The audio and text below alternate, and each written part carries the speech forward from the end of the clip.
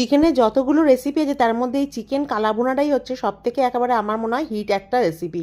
প্রথমে কিছু গোটা মশলাকে এভাবে একটু ড্রাই রোস্ট করে গুঁড়ো করে নিতে হবে। আরেকটি জিনিস দিতে হবে হচ্ছে পেঁয়াজ ভাজা।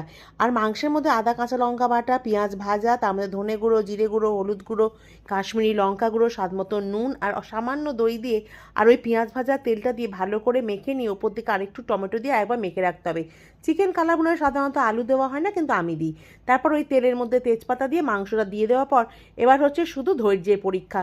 চিকেনে একটু চাপাতে দিয়ে জল বেরিয়ে আসবার এই জলের মধ্যে নেড়ে চেড়ে সমস্ত মাংস আলু সবকে সিদ্ধ করে নিয়ে মিশিয়ে দিতে হবে সেই ভেজে রাখা গুঁড়ো মশলাটা। তারপর আরেকটি পাত্রে কিছু সেই পেঁয়াজ ভাজা তেল, তাতে শুকনো লঙ্কা, রসুন, পেঁয়াজ আর একটু কাঁচা লঙ্কা দিয়ে ভালো করে নাড়াচাড়া করে নিয়ে সামান্য একটু কষানো মাংস দিয়ে তারপর নাড়াচাড়া করে সবকে একসাথে মিশিয়ে দিলেই দারুণ টেস্টি এবং বলা যায় সুপার টেস্টি সেই চিকেন কালা ভুনা একদম রেডি হয়ে যাবে। বুঝলে?